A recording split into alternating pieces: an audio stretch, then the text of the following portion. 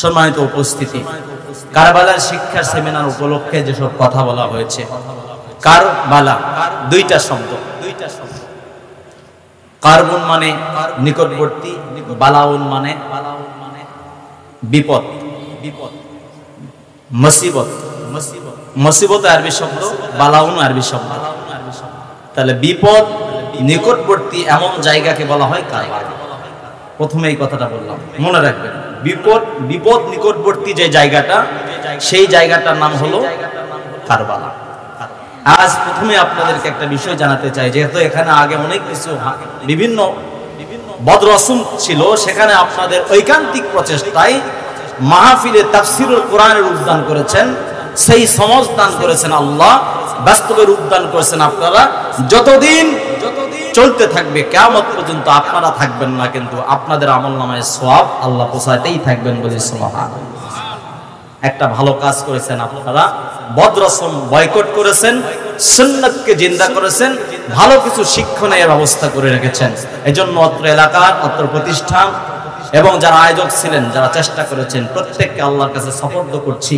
আল্লাহ পাক যেন সকলকে উত্তম প্রতিদান দান করেন, সকলে বলছে আল্লাহুম্মা আমিন। সম্মানিত উপস্থিতি, আমরা জানি মুহররম মাস অত্যন্ত একটা সম্মানিত মাস, জোরে বলুন ঠিক কিনা? এই মাস আসলেই 10ই মুহররম, যেটাকে আশুরা নামে আখ্যায়িত করি, এই দিনে আমরা সবাই মনে করি মুহররম মানেই কারবালার ইতিহাস, জোরে বলুন ঠিক কিনা? আসলে মুহররম মানেই কারবালার ইতিহাস এটা নয়, আশুরা মানেই কারবালার ইতিহাস এটাও নয়। এটা আমাদের ভুল ধারণা, চিন্তা ভাবনা। আচ্ছা বলেন তো, কারবালার ঘটনাটা আগে ঘটেছিল না আশুরা আগে থেকে আসতেছিল? বলেন, আমার কথা বোঝেন না মনে হয়। মুহররম মাস থেকে আগে থেকে আসতেছিল নাকি কারবালা ঘটনা আগে ঘটেছিল? মুহররম মাস আগে থেকে আসতেছিল, এবং মুহররম মাসের মধ্যে একটা তারিখ আছে ইয়াউমুল আশুরা, যেটাকে আরবিতে 10ই মুহররম বলা হয়। মুহররম মাসের 10 তারিখ, এই দিনে কিছু ঘটনা ঘটেছে।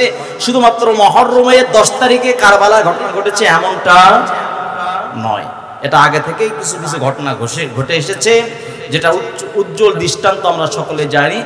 মূসা আলাইহিস সালাতু ওয়াস সালামকে আল্লাহ পাক রব্বুল আলামিন দরিয়া সমুদ্র পার করে দিয়েছেন, আর ফেরাউন এবং তার দলবলকে নিমজ্জিত করে পানিতে চুবিয়ে মেরে দিয়েছেন।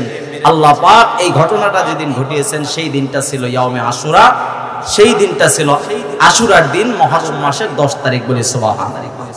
এরকম অনেক ঘটনা এসেছে। উমদাতুল কারি আল্লামা বদরউদ্দিন আইনি রহমাতুল্লাহ আলাইহির লেখা উমদাতুল কারি কিতাবের মধ্যে তিনি 10টা ঘটনা তুলে ধরেছেন। আগেই বলছি আমি ঘটনাগুলো, একটু কথাগুলো বলছি, কারণ আমাদের কিছু বিষয় পুরাটা পরিষ্কার হওয়ার দরকার। যদিও আলহামদুলিল্লাহ আপনারা অনেকে পরিষ্কার হয়ে গিয়েছেন, তারপরে আপনাদের সম্মুখে কিছু কাটা কথা বলছি। রাগ করছেন নাকি আপনি? উমদাতুল কারি কিতাবের মধ্যে আল্লামা বদরউদ্দিন আইনি রহমাতুল্লাহ আলাইহি 10টা ঘটনা উল্লেখ করেছেন। বুনিয়াতুত তালিবিন কিতাবের মধ্যে আমরা যাকে বড় পীর বলি, আব্দুল কাদের জিলানী রহমাতুল্লাহ আলাইহি, তিনি 17টা ঘটনা উল্লেখ করেছেন। আরো কিছু কিছু বুজুর্গানে দিন, বলছি হাদিস শরীফ নয় কিন্তু, এগুলো কিতাবের মধ্যে উলামায়ে কেরাম, আউলিয়ায়ে কেরাম তাদের ইতিহাসগুলো তারিখের কিতাবের মধ্যে, অন্যান্য কিছু কিতাবের মধ্যে তারা তুলে ধরেছেন, সেগুলো বলছি। কিছু কিছু কিতাবের মধ্যে 20টা ঘটনা তুলে ধরেছেন, বেশি বিস্তারিত বলতে যাব না। তবে আমরা যে কোরআন এবং সুন্নাহ হাদিস অনুযায়ী যে ঘটনাগুলো পাই, সেই সংক্ষিপ্ত আকারে আপনাদের সামনে পেশ করব। ওমা তৌফিকি ইল্লা বিল্লাহ। প্রথমে আসুন মুহররমটা কি, মুহররমের তাৎপর্য। আমি আপনাদের সম্মুখে আজকের যে সেমিনার চলছে এই বিষয়ে 11টা কথা বলব। প্রথম বিষয় মনে রাখবেন, নাম্বার 1 মুহররমের তাৎপর্য, নাম্বার 2 আশুরার তাৎপর্য, নাম্বার 3 আশুরার আমল কয়টা, নাম্বার 4 মুহররমের মধ্যে রোজা আছে, এই রোজাটার ফজিলত, নাম্বার 5 আশুরার এই দিনে কি কাজ বর্জনীয়, কি কি করব না, নাম্বার 6 রোজা কোন কোন দিন রাখা উত্তম, নাম্বার 7 মুহররমের 10 তারিখে রোজা রাখার হুকুমটা কি, নাম্বার 9 8 মুহররমের 10 তারিখে আমরা যেটা বর্জন করেছি এর ফলাফল কি হতে পারে, আর যেটা ধরে রেখেছি, যারা রেখেছে তাদের ফলাফল কি হতে পারে, নাম্বার 9 মৃত্যুতে যদি কেউ ইন্তেকাল করে তাদের মৃত্যুতে করণীয় কি? নাম্বার 10, মুহররমের বর্তমান ইতিহাসের প্রেক্ষাপট কখন থেকে চালু হলো, কারবালার যে বর্তমান ইতিহাসটা কখন থেকে চালু হলো, এটা এই সংক্ষিপ্ত আলোচনা আপনাদের সঙ্গে করব ইনশাআল্লাহ। প্রথমে আসুন মুহররমের তাৎপর্য সম্বন্ধে। মুহররম মাসটা কি এই ব্যাপারে শুধু অল্প একটু বলে আমি আলোচনার একদম প্রারম্ভে চলে যাচ্ছি। আল্লাহর বান্দারা, রব্বুল আলামিন তিনি কোরআনুল কারীমের মধ্যে বর্ণনা করেন সূরাতুত তাওবার 36 নম্বর আয়াতের মধ্যে তিনি ঘোষণা করেন, আমরা যে মাসগুলো গণনা করি আপনাদের সম্মুখে আগেই বলছি, আরবিতে 12টি মাস আছে, বাংলায় আমরা 12টি মাস গণনা করি। ইংরেজি যেটাকে বলি ঈশাই সন বা খ্রিস্টাব্দ, যেটাকে আমরা জানুয়ারি থেকে ডিসেম্বর পর্যন্ত, বাংলা যেটা বৈশাখ থেকে একেবারে চৈত্র পর্যন্ত, আরবিতে মুহররম থেকে জিলহজ পর্যন্ত। বছরে আরবির যেমন 12টি মাস আছে, বছরে ইংরেজি যেটা বলি ঈশাই সন খ্রিস্টাব্দকে 12টি মাস বলা হয়। আমরা গণনার ক্ষেত্রে বাংলা বৈশাখ থেকে চৈত্র পর্যন্ত 12টি মাস যেমন গণনা করি, আরবিতেও আল্লাহ পাক রব্বুল আলামিনের থেকে গৃহীত সিদ্ধান্ত, তিনি মুসলমানদের জন্য আমাদের জন্য 12টি মাস তিনি নির্ধারণ করে দিয়েছেন, বলি সুবহানাল্লাহ। আমরা মুসলমান হিসেবে অনেকে আরবি মাসের গণনা শুধুমাত্র রমজান মাসেই করে থাকি। বাঙালি হিসেবে বাংলার হিসাবও তেমন আমরা বলতে পারবো না। ইংরেজি সাল আমরা যেটাকে বলি, আদৌ ইংরেজি সালে কোনো ভিত্তি নাই, তারপরে ইংরেজি হিসেবে গণনা করে থাকি, সেখানে কোনো আমরা বার্গেনিং করছি না। তবে আমি আপনাদের বলবো, আরবি মাসের হিসাব রাখা এটা আমাদের মুসলমানদের জন্য ফরজে কিফায়া, বলি সুবহানাল্লাহ। ফরজে কিফায়া মানে জানাজা নামাজ যেমন এলাকার কিছু লোক আদায় করলে আদায় হয়ে যায়, অন্তত আপনারা সবাই হিসাব রাখতে না পারলেও ওলামায়ে কেরামরা তো কমপক্ষে হিসাব রাখে, এই জন্য সকলের হক আদায় হয়ে যায়, বলি সুবহানাল্লাহ। আপনাদের খেদমতে আরজ করতে চাই, আল্লাহর বান্দারা, আল্লাহ পাক রব্বুল আলামিন বলেন সূরাতুত তাওবার 36 নম্বর আয়াতে আল্লাহ বলেন, ইদ্দাতাশ শুহুরি ইনদাল্লাহি 12 শাহরান ফি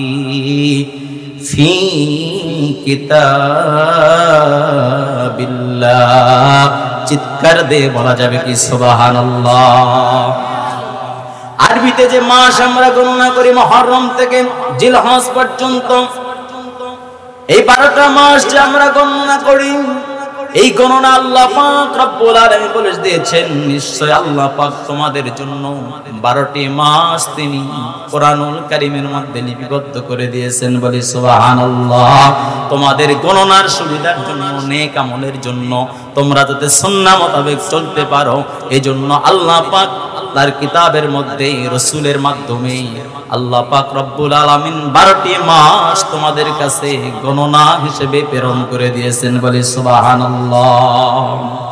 আল্লাহ পাক রব্বুল আলামিন বলেন, ইয়াউমা খালাকাস সামাওয়াতি ওয়াল আরদা মিনহা আরবাআতুন হুরুম যালিকাদ দীনুল কাইয়্যুম।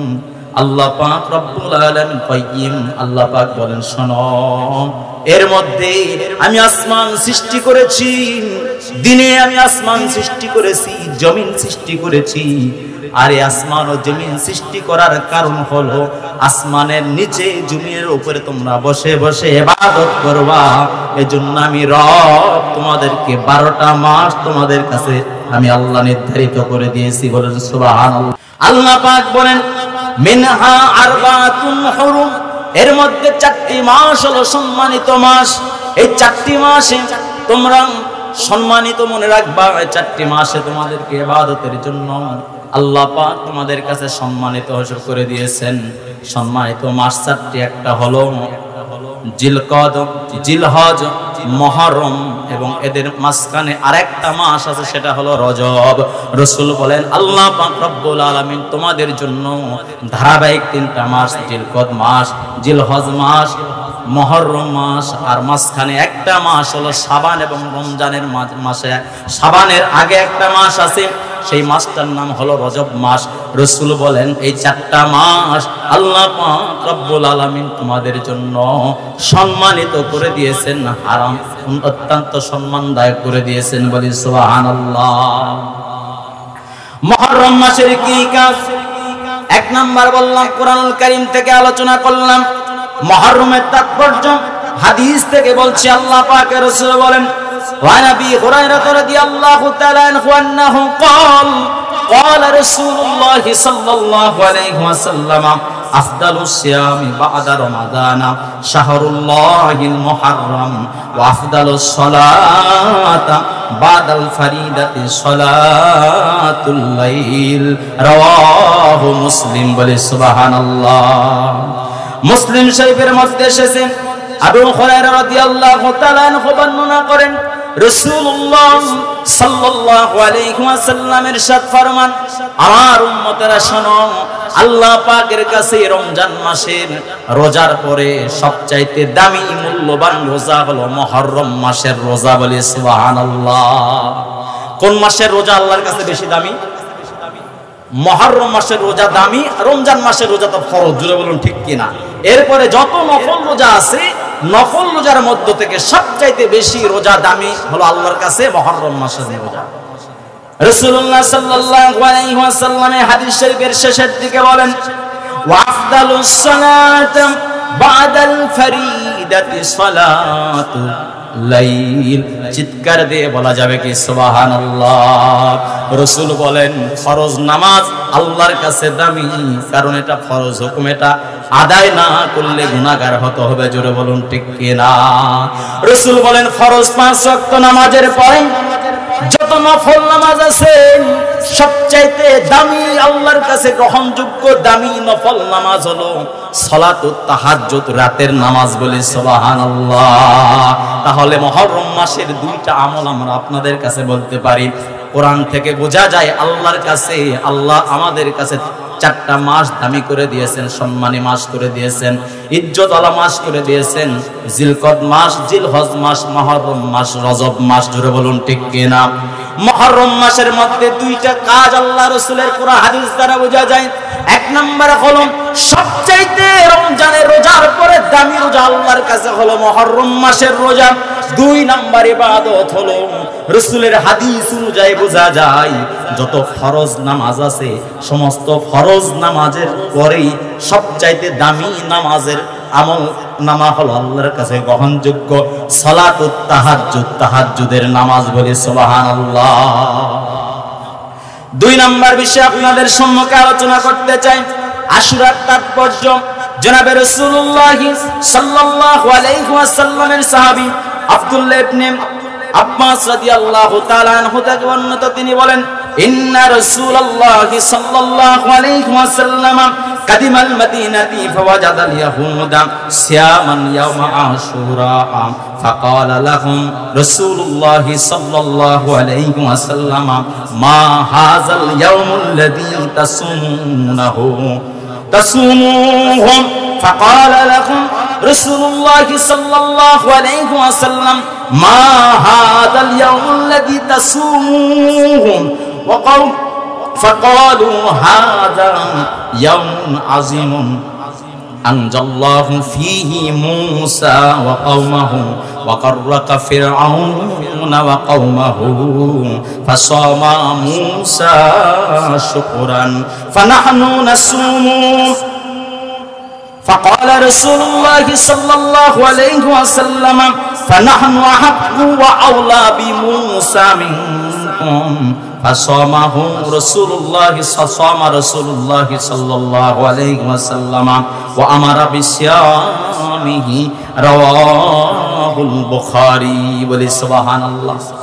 আব্দুল্লাহ ইবনে আব্বাস রাদিয়াল্লাহু তাআলা আনহু থেকে বর্ণিত, তিনি বলেন রাসূল যখন প্রথম মদিনায় গমন করলেন, মদিনাতে গিয়া নতুন কিছু মুসলমান সাথে তিনি লক্ষ্য করলেন ইহুদিরা রোজা রেখেছে, ওই দিনে আশুরার দিনে রোজা রেখেছে। রাসূল জিজ্ঞেস করল, ও ইহুদিরা তোমরা এই দিনে কেন রোজা রেখেছো? ইহুদিরা প্রশ্নের জবাব দেয়, এই দিনে আল্লাহ পাক রব্বুল আলামিন মুসা আলাইহিস সালাতু ওয়াস সালামকে মুক্তি দিয়েছিলেন, তার কওমকে মুক্তি দিয়েছিলেন, আর ফিরাউন এবং তার দলবলকে ধ্বংস করে দিয়েছিলেন। শুকরিয়া আদান মুসা আলাইহিস সালাতু ওয়াস সালাম রোজা রেখেছিলেন, আমরাও তাকে ভালোবেসে মহব্বত করে অনুসরণ করে রোজা রেখেছি। রাসূল বলেন ফানাহনু আহাক্কু ওয়া আওলা বিমুসা মিনকুম, তোমাদের চাইতে আমরা মুসা পয়গম্বরের উপরে বেশি হকদার, বেশি দাবি রাখি, বেশি মহব্বত করি, সুতরাং আমরা রোজা রাখবো বলে সুবহানাল্লাহ। রাসূল রোজা রাখলেন, সাহাবীদেরকে রোজা রাখার জন্য বললেন। সাহাবায়ে কেরাম বলে, ইয়া রাসূলুল্লাহ, আমরা তো রোজা রাখছি, আমরা তো যেদিন রোজা রাখবো ইহুদিরা তো একটা রোজা রাখে, তাহলে তো আমরা তাদের সাথে সাদৃশ্য হয়ে গেল। রাসূল বলেন, ঠিক আছে, সুমু আশুরা ওয়া খালিফু ফীহি ইয়াহুদা সুমু ক্বাবলাহু ইয়াওমান আও বা'দাহু ইয়াওমান বলি সুবহানাল্লাহ। আমি আপনাদেরকে বলেছিলাম যে রোজাটা রাখবো, কোন দিন রাখবো? রাসূল বলেন, যখন সাহাবায়ে কেরাম প্রশ্ন করলেন, ইয়া রাসূলুল্লাহ, সাহাবীরা বলেন যে আমরা যদি ইহুদিদের মতো একটা রোজা রাখি তাহলে তো তাদের মতো হয়ে গেল, আমরা কি ব্যতিক্রম কোনো কিছু করা যায় কিনা? রাসূল বললেন, ঠিক আছে, তাহলে তোমরা ইহুদিদের বিপরীত করো, এই দিনে তোমরা রোজা রাখবা, তার আগের দিনে একটা রাখো অথবা তার পরের দিনে একটা রাখো বলে সুবহানাল্লাহ। রাসূলুল্লাহ সাল্লাল্লাহু আলাইহি ওয়াসাল্লাম বলেন, সুমু ইয়াউমিত তাসি, হাদিস শরীফে এসেছে তোমরা নবম দিনে রোজা রাখো।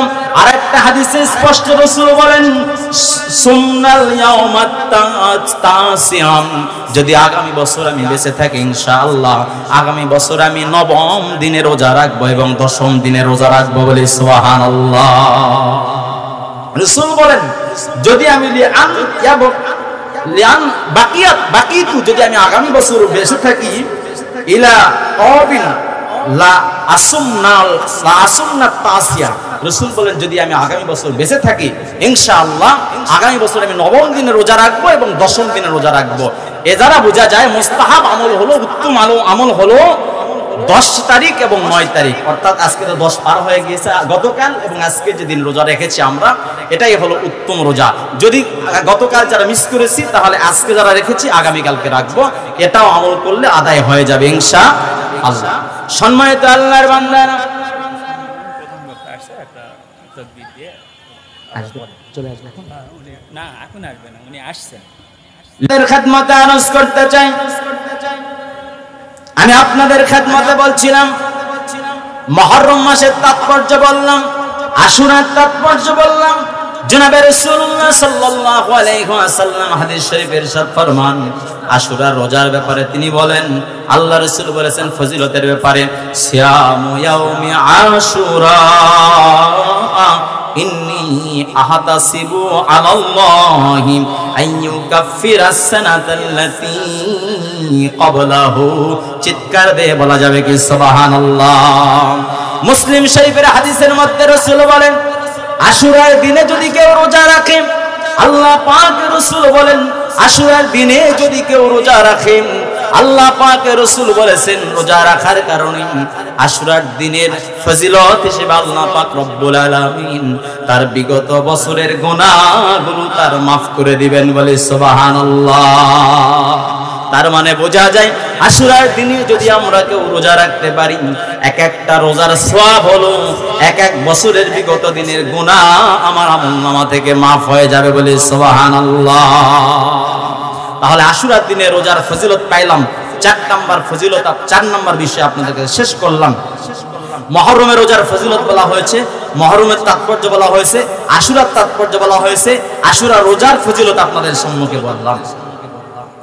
এখন আপনাদের সম্মুখে আরেকটা কথা বলবো, আশুরার দিনে আর কি করা যায়। জনাবে রাসূলুল্লাহ সাল্লাল্লাহু আলাইহি ওয়াসাল্লামের হাদিস অনুযায়ী মাকাসিদুল হাসানা কিতাবের মধ্যে এসেছে, মাওয়াসসা আলা আলিহি ওয়া আহলিহি ইয়াওমা আশুরা ওয়াসসা আল্লাহু আলাইহি সাইরা সানাতিহি আও কামা ক্বালা আলাইহিস সালাতু ওয়াস সালাম। চিৎকার দিয়ে বলা যাবে কি সুবহানাল্লাহ। মাকাসিদুল হাসানা কিতাবের মধ্যে এসেছে, যদি কোনো আল্লাহর বান্দা মুহররমের 10 তারিখ আশুরার দিনে তার পরিবারের জন্য সামর্থ্য মতো একটু ভালো খাবারের ইন্তজাম করেন, ভালো একটু পরিধেয় বস্ত্রের ইন্তজাম করে।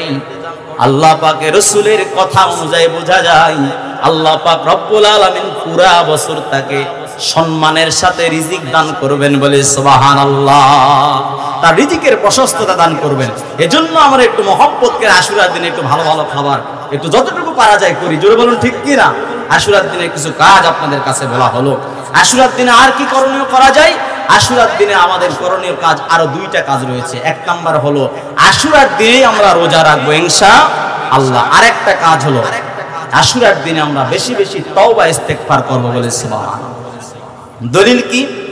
আল্লাহ রাসূল সাল্লাল্লাহু আলাইহি ওয়াসাল্লাম হাদিস শরীফে ইরশাদ ফরমান, আম্মা জান আয়েশা হাফসা রাদিয়াল্লাহু তাআলা আনহা বর্ণনা করেন, জনাবে রাসূলুল্লাহ সাল্লাল্লাহু আলাইহি ওয়াসাল্লাম তিনি চারটি কাজ কখনো ছেড়ে দিতেন না।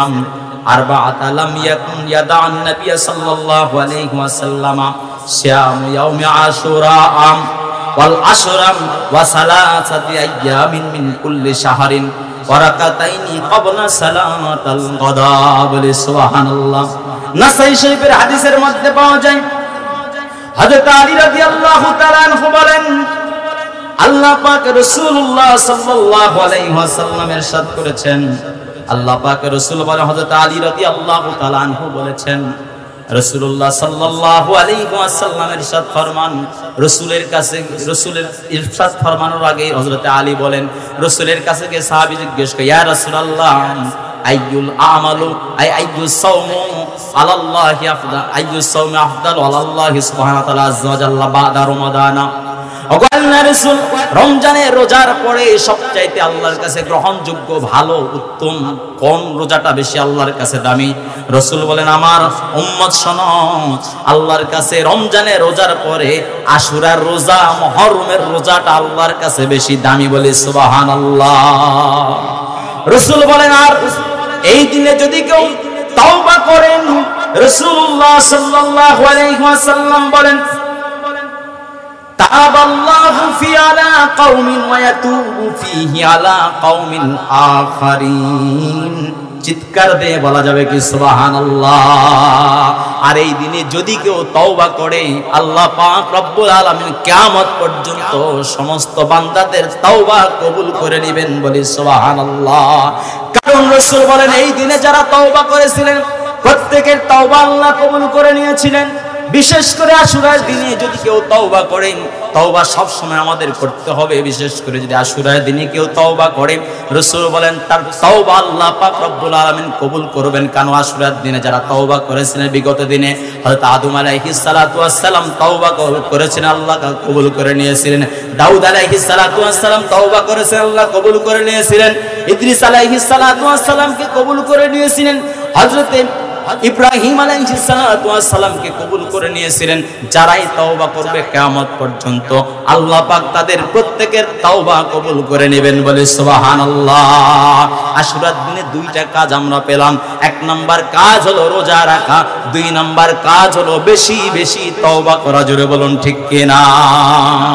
আমি আপনাদের সম্মুখে আলোচনা করতে চাই, আর একটা ফাঁকে আলোচনা করে ফেলেছি। কোন তারিখে আশুরার রোজা রাখবো? উত্তম হলো 9-10 তারিখে রোজা রাখা।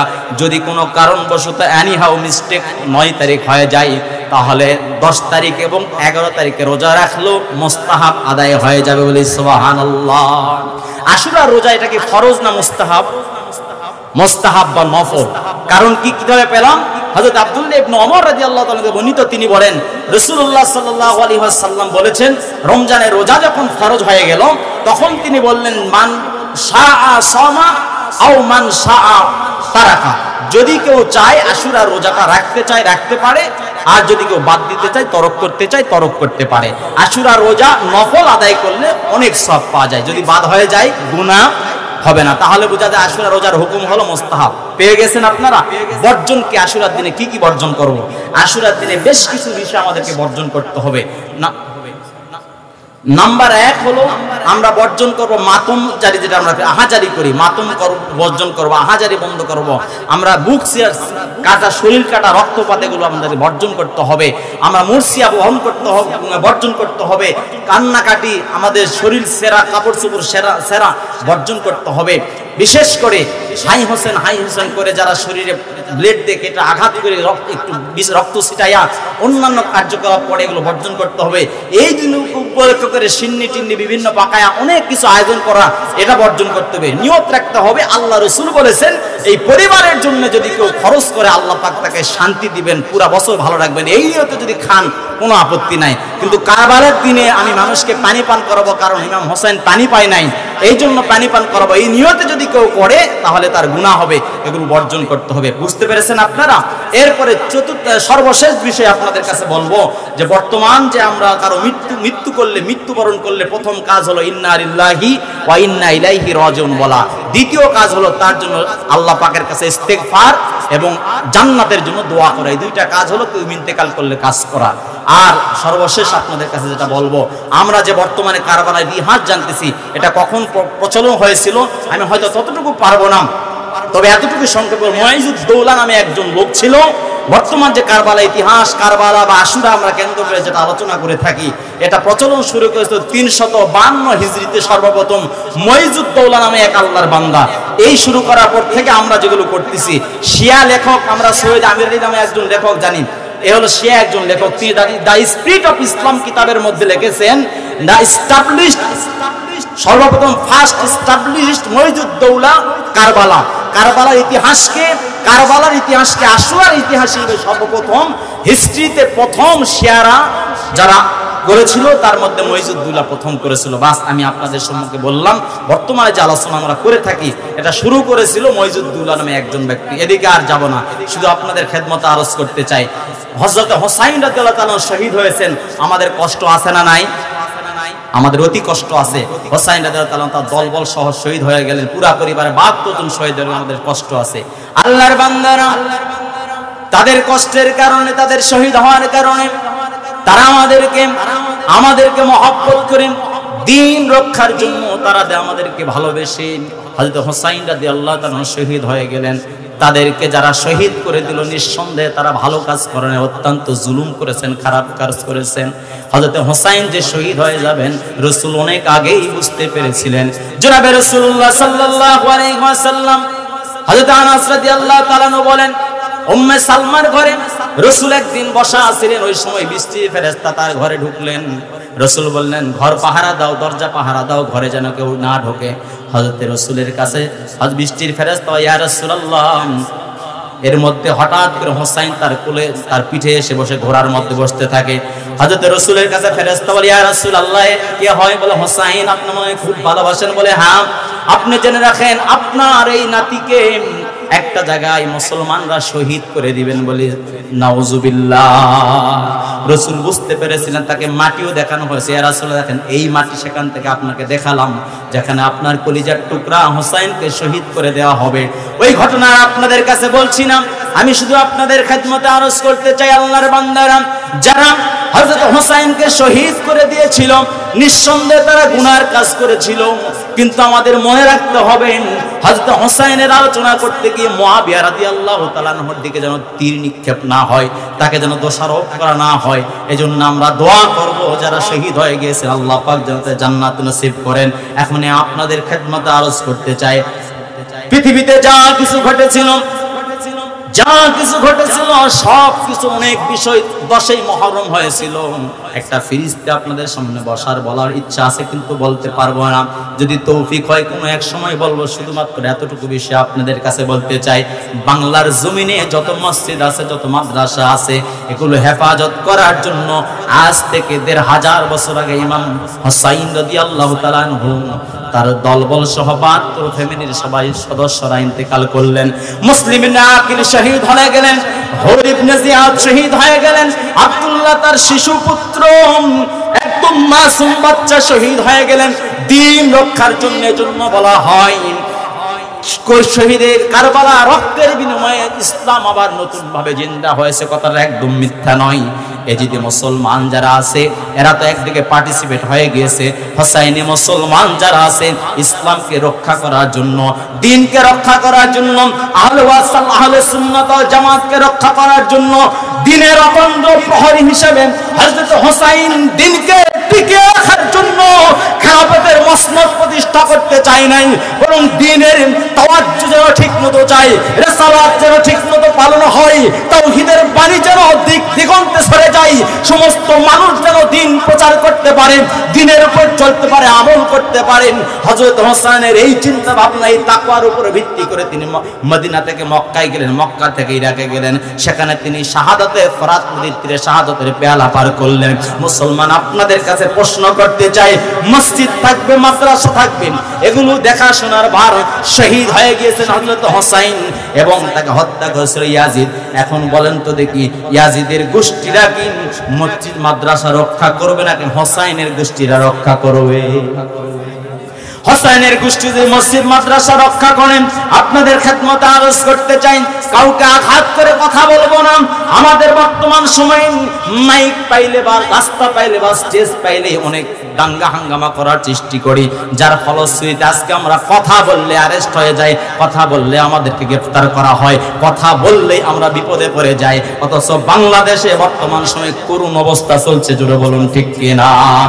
আজ জাতির রাহবারগুলো বিদায় হয়ে যায়, চোখ দিয়া রক্ত ঝরতে যায়, যুবক তরতা যা যুবকগুলো তাদের আন্দোলন করছে, জীবন দিয়ে ফেলছে, শহীদ হয়ে যাইতেছে, কিন্তু এদেশে শান্তির পতাকা আর পথ করে ওরা বড় কঠিন, জোরে বলুন ঠিক কিনা? আজকে যদি আপনি আমি গা ছেড়ে দেই, নিশ্চিত আগামী দিন আবার এজিদের গোষ্ঠীরা মাথা চারা দিয়া মুসলমানের দলবল হোসাইনি গোষ্ঠী আমরা যারা আছি আমাদের সবাইকে ফরাত নদীতে নয়, বাংলার মুসলমানদেরকে বঙ্গোপসাগরে নিক্ষিপ্ত করে আমাদেরকে হত্যা করে ফেলবে, জোরে বলুন ঠিক কিনা? কারা কারা পারবো মসজিদ মাদ্রাসা রক্ষার জন্য নিজেকে সব সময় প্রস্তুত রাখবো? লিল্লাহি তাকবীর। এক নাম্বার এটা বললাম, ঘটনাটা উমদাতুল কারি বদরুদ্দিন আইন রহমতুল্লাহ আলাইহি লেখা উমদাতুল কারি কিতাবের মধ্যে এসেছে। তিনি বলেন, 10 মুহররম আশুরার দিনে আল্লাহ পাক রব্বুল আলামিন পৃথিবীতে অনেক বিজয় দান করেছিলেন, পরাজয় অনেক লোকের ঘটেছিল, অনেক জাতির ঘটেছিল। এর মধ্যে এক নাম্বার বলেন হযরত আদম আলাইহিস সালাতু ওয়াস সালামের তওবা এই 10 মুহররম কবুল করেছিলেন। 2 নাম্বার হযরত নূহ আলাইহিস সালাতু ওয়াস সালামের নৌকা যদি পাহাড়ে ফিরেছিল। 3 নাম্বার হযরত ইউসুফ আলাইহিস সালাতু ওয়াস সালাম এই দিন কূপ থেকে মুক্তি পেয়েছিলেন। 4 নাম্বার হযরত দাউদ আলাইহিস সালাতু ওয়াস সালাম এই দিনে রাজত্ব ফিরে পেয়েছিলেন। এবং হযরত 5 নাম্বার হযরত ইয়াকুব আলাইহিস সালাতু ওয়াস সালাম তার ছেলেকে এই দিনে ফিরে পেয়েছিলেন এবং তার দৃষ্টি ফিরে পেয়েছিলেন। 5 নাম্বার হযরত দাউদ আলাইহিস সালাতু ওয়াস সালামের তওবা এই দিন কবুল হয়েছিল। 6 নাম্বার হযরত ইব্রাহিম আলাইহিস সালাতু ওয়াস সালাম এই দিন নমরুদের আগুন থেকে মুক্তি পেয়েছিল হযরত। এবং 7 নাম্বার এই দিন হযরত ইদ্রিস আলাইহিস সালাতু ওয়াস সালামকে আল্লাহ পাক চতুর্থ আসমানে উঠায় নিয়েছিলেন। 9 নাম্বার এই দিনে হযরত ঈসা আলাইহিস সালাতু ওয়াস সালামকে আল্লাহ পাক চতুর্থ আসমানে উঠায় নিয়েছিলেন। এবং 10 নাম্বার এই দিন হযরতে মুহাম্মদ রাসূলুল্লাহ সাল্লাল্লাহু আলাইহি ওয়াসাল্লামকে আল্লাহ পাক রব্বুল আলামিন তার করিব করে নিয়েছিলেন, নিকটবর্তী করে নিয়েছিলেন। সব সময় তো নিকটবর্তী, তারপরে বিশেষভাবে এই দিন তার কাছে কাছাকাছি নিয়ে নিয়েছিলেন, করিব করে নিয়েছিলেন। সর্বশেষ 11 নম্বরে একটা যে ঘটনাটা আমরা জানি, এই ঘটনাটা 352 হিজরিতে যেটা মইজুদ দৌলা সর্বপ্রথম কারবালা রক্তক্ষয়ী যুদ্ধ আমাদের সবার সামনে ভাগ করে দিয়েছিল। এই কারবালার ঘটনাটা ঘটেছিল 10ই মুহররম। আল্লাহ পাক শহীদে কারবালা, শাহাদায়ে কারবালা সকলকে, যারা বিজয় লাভ করেছিলেন সকলকে আল্লাহ তাআলা কবুল করেন, আমাদেরকে কবুল করেন। والصلاة والسلام على سيد المرسلين وعلى آله وأصحابه أجمعين. ربنا آتنا في الدنيا حسنة وفي الآخرة حسنة وقنا عذاب النار. ربنا ظلمنا أنفسنا وإن لم تغفر لنا وترحمنا لنكون لتكونن من الخاسرين মালিক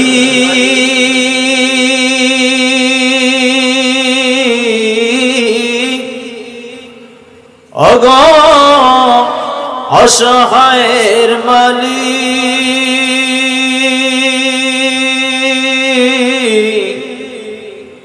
তোমার শানে মুবারকে কারবালা শিক্ষা শীর্ষ সেমিনার উপলক্ষে বিরাট তাফসীরুল কোরআন ওয়াজ মাহফিলে আয় আল্লাহ সদর মুহতারাম হযরত মাওলানা সাহারা হোসেন সাহেব সহসভাপতি আল্লাহ জনাব মাওলানা আব্দুল আলিম সাহেব সহ প্রধান অতিথি বিশেষ অতিথিবৃন্দ সহ অসংখ্য উলামায়ে কেরাম আয় আল্লাহ তোমার এক ওলি আয় আল্লাহ লেঙ্গা পীর সিরাজুল আমিন ফাজিল মাদ্রাসার ময়দানে বসে আয় আল্লাহ অসংখ্য তোমার কিছু দাড়ি পাকা বান্দা কিছু যুবক বান্দা পর্দার অন্তরালে কিছু মা বোনদের নিয়া গুনাহ হয় না এমন কিছু মাসুম বাচ্চাদের নিয়া মাদ্রাসার তুলাবায়ে কেরামে জমদের নিয়া গুনাহ মাফের আশায় আল্লাহ মুহররমের শিক্ষা বাস্তবায়নের আশায় তোমার কাছে গুনাহ মাফের আশায় দুখানা হাত পেতে ধরলাম তুমি আমাদের জীবনের সব গুনাহগুলো মাফ করে দাও আয় আল্লাহ আমরা যারা হাত তুলেছি মাওলাই করিম আমাদের প্রত্যেকের জনম দুঃখী মা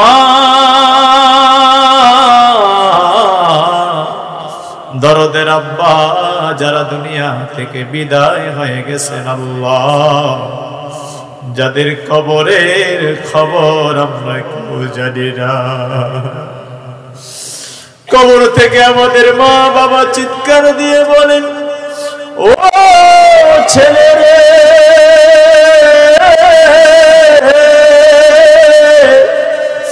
ও মেরে দুনিয়ায় ফেলে আসা কোনো মান সম্মান টাকা পয়সা সম্পদের ভাগ চাই না তোর জনম দুঃখী মা দরদের আব্বা অন্ধকার কবরে আমরা বড় অসহায় দুফোঁটা চোখের পানি ভিক্ষা দে আয় আল্লাহ সন্তানের দোয়া তুমি কবুল ফরমাও আল্লাহ ময়দানে এবং বাহিরে আমার যে বাপজান ভাইজানেরা হাত তুলেছে মা বোনেরা হাত তুলেছেন আল্লাহ প্রত্যেকের মা বাবার কবরগুলোকে জান্নাতের বাগান বানায়া দাও আয় আল্লাহ যারা হাজির আছে যারা হাজির থাকতে পারে না যারা হাত উঠাইতেও পারে নাই আল্লাহ এলাকা থেকে যারা বিদায় হয়ে গেছেন এই বিশাল এলাকার আল্লাহ সবার কবরগুলোকে জান্নাতের বাগান বানায়া দাও প্যান্ডেলের উত্তর পাশে তোমার ওলি ঘুমিয়ে আছেন আল্লাহ বিশাল কবরস্থানে তোমার অনেক বান্দা বান্দি ঘুমিয়ে আছেন আল্লাহ মাদ্রাসার ময়দান থেকে কবরবাসীদের জন্য বিভিন্ন এলাকার কবরবাসীদের জন্য দোয়া করি মাওলা কখন আমরা মারা যাব জানি না আমাদের জন্য কে দোয়া করবে তাও জানি না আয় আল্লাহ এমন সন্তান তুমি পয়দা করে দিও মরণের পরে জবান থেকে যেন বলতে পারে রব্বির হামহুমা কামা রব্বায়ানি সগীরা রব্বির হামহুমা কামা রব্বায়ানি সগীরা একটু এরকম যোগ্য সন্তান তুমি তৈরি করে দিও আল্লাহ আয় আল্লাহ মাহফিলকে তুমি কবুল ফরমাও মাদ্রাসাকে কবুল ফরমাও মসজিদকে কবুল ফরমাও বিভিন্ন এলাকা থেকে ছুটে আসা সকলকে তুমি কবুল ফরমাও আয় আল্লাহ জাতির রাহবার আধ্যাত্মিক রাহবার সরসিনার পীর সাহেব হুজুর রহমাতুল্লাহ আলাইহি আজকে ইন্তেকাল করেছেন মাওলা মেহেরবানি করে হুজুরকে জান্নাতের আলা মাকাম নসিব করে দাও আল্লাহ শুহাদায়ে কারবালা যারা শহীদ বরণ করেছেন আল্লাহ শাহাদাতের পেয়ালা যারা পান করেছেন প্রত্যেকে রুহানি তাওয়াজ্জুহ ফয়ুজ আনোয়ার আমাদের নসিব করে দাও। সুবহান রাব্বিকা রব্বিল ইজ্জাতি আম্মা ইয়াসিফুন ওয়া সালামুন আলাল মুরসালিন। মওতের সময় আমাদের জবানে তুমি জারি করে দিও লা ইলাহা ইল্লাল্লাহু মুহাম্মাদুর রাসূলুল্লাহ। সকলে বলছি সাল্লাল্লাহু আলাইহি ওয়াসাল্লাম, সাল্লাল্লাহু আলাইহি ওয়াসাল্লাম, সাল্লাল্লাহু আলাইহি ওয়াসাল্লাম, সাল্লাল্লাহু আলাইহি ওয়াসাল্লাম, সাল্লাল্লাহু আলাইহি ওয়াসাল্লাম, সাল্লাল্লাহু আলাইহি ওয়াসাল্লাম, সাল্লাল্লাহু আলাইহি ওয়াসাল্লাম।